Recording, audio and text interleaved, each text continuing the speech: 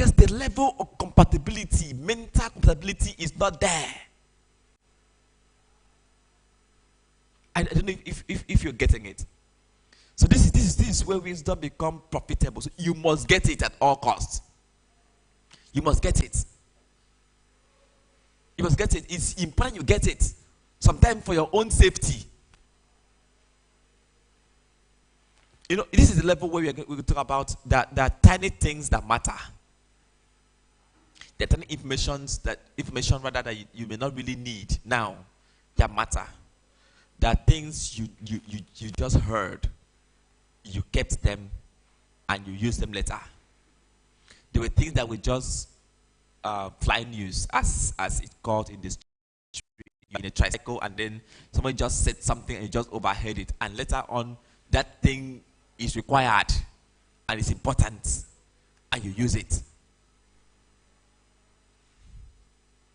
So wisdom make you understand that no information is useless. As far as that thing is information, it is not useless. And your brain can store as much as possible. Don't worry. Your brain can store as much as possible. The human brain has the capacity to store whatever information you have. It is just that you have not used the brain to that capacity. Your brain has limited memory space because that is what you've been using it for. You need to have headache. But keep extending it, keep stretching it, you will stop having headache. You've added 1 terabyte. Keep doing it. When you get to this limit 2 that you extended before, you have another headache. Keep forcing it, it will extend. These are around just 1 MB.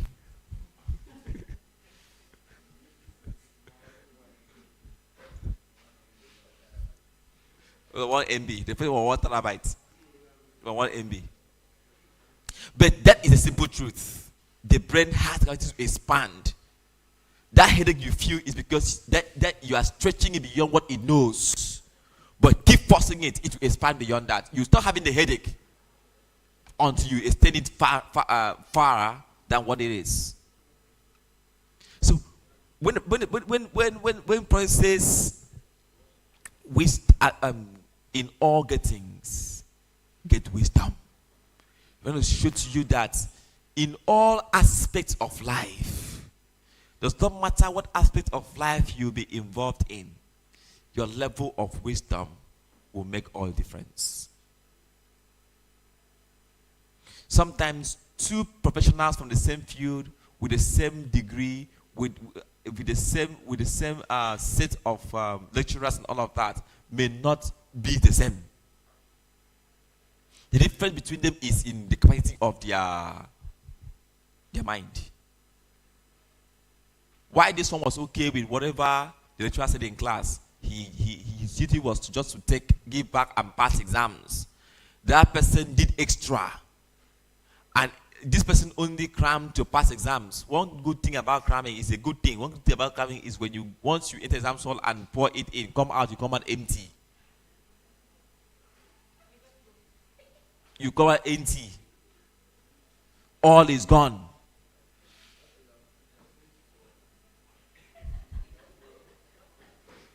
But the other person who actually studied may not be able to write and get extra sheet like you do.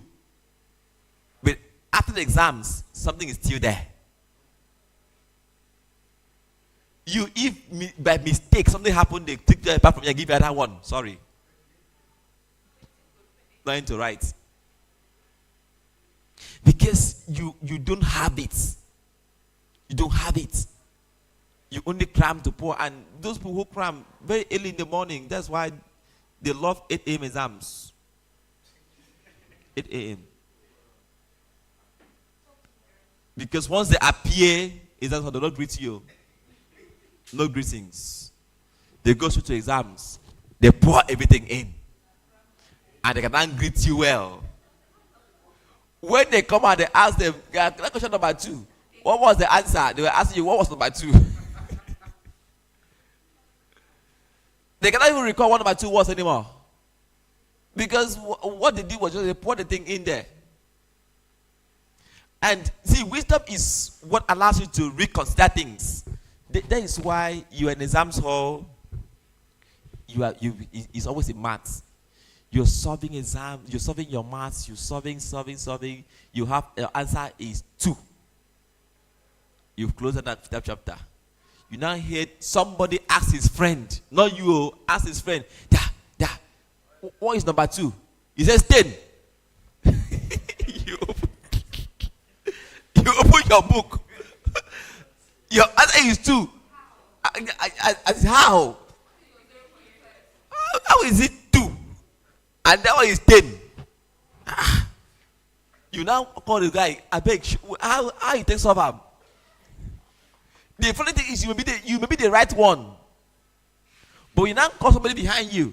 I get alpha. Number 2 is what? He says 10. You cross your own. What you don't know is that guy copied from the other one. Or from the same source. And they have 10. You now cross your 2 that was right. And this is you now doing a exam malpractice for the wrong answer.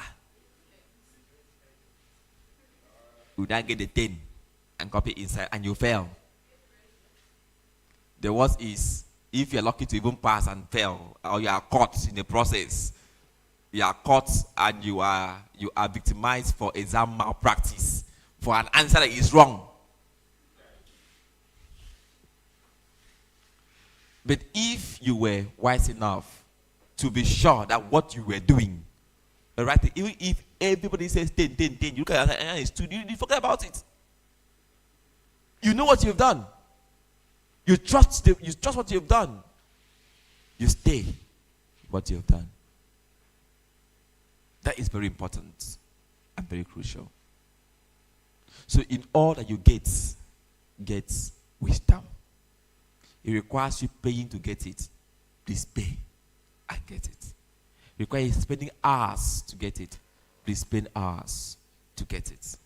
It requires you getting somebody to help you. Please get somebody to help you. If you're getting tutorials, please get tutorials. Whatever it will require you to get, please get it. It also requires you to ask of above. Because it says, ask.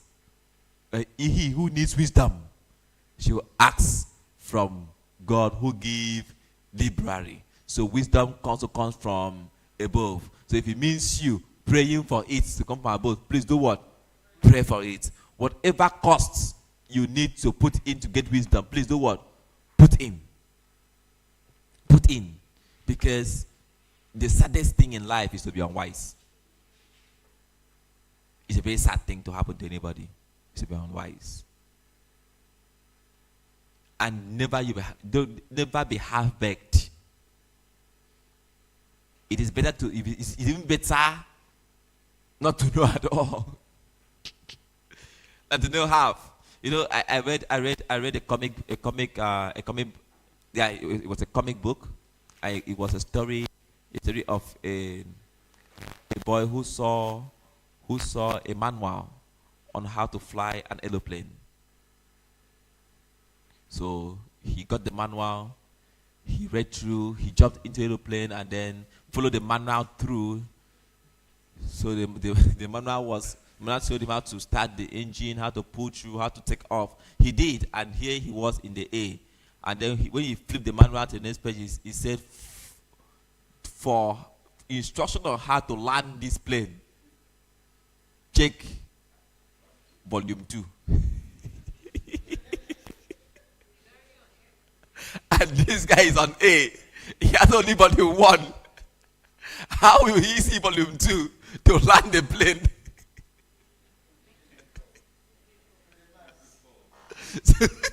So this guy is up there with only volume 1, half knowledge. So many people are with half knowledge.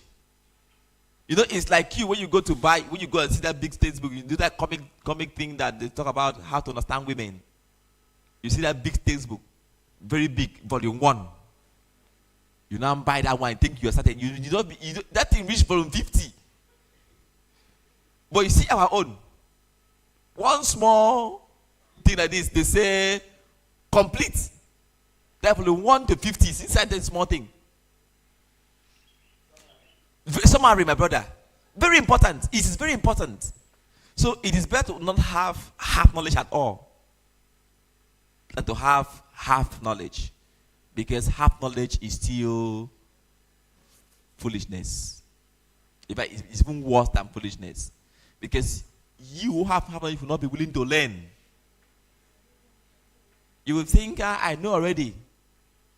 I remember I talked about people who go to school. You didn't finish the school. You just went to the school. You stopped in year 2. You didn't finish. But you left.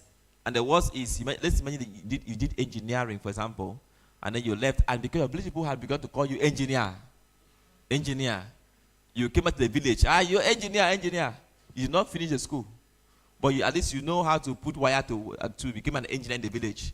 When your mates who actually finished the school come back, they are calling you engineer. You call them engineer. You even tell them, I know Professor Kone Kwong. You can name all the professors in the department. So when they are talking about things about engineers, they will not be in the village anyway because they will get a job and stay in the town. You are the engineer in the village. Would you want to learn anymore? No. Already you don't want to fall your hands because if they know that you not graduate, they will fall your hands. So you don't want to tell anybody.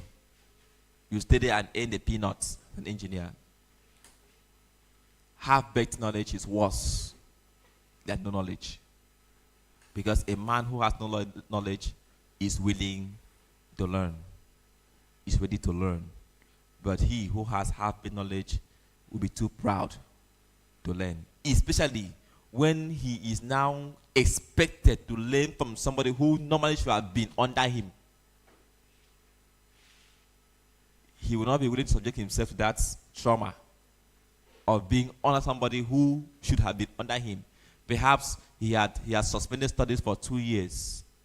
Then somebody who was in final year, where he was in 200, graduates and finish with first class in those years that they used to retain them. The person is retained to be a lecturer. He is now back to continue from where he stopped. That person is now supposed to come and lecture him.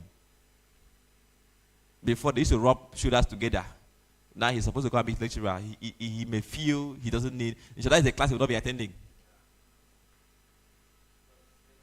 Yes, not attend that class. And if he's not careful, if the person is the kind of person that I can be, the person will fail. The person will fail him. Because he will expect that there should be that courtesy of your colleagues or we know ourselves. But no, you do the right thing. If you don't do the right thing, you're going to get any score. We don't manufacture scores.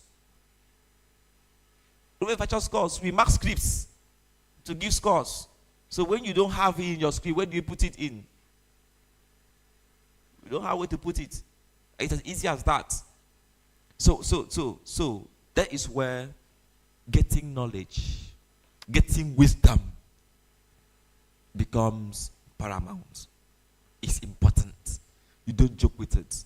So at any opportunity you have, you are privileged to even have opportunity to get wisdom, to get knowledge, to acquire knowledge. Please don't joke with it. Don't allow it pass you by. Grab it with both hands and get it. Like I said, no wisdom is a waste. None.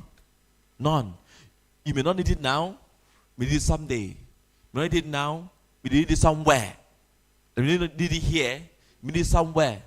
You get to a place where that wisdom is what you need. You get it.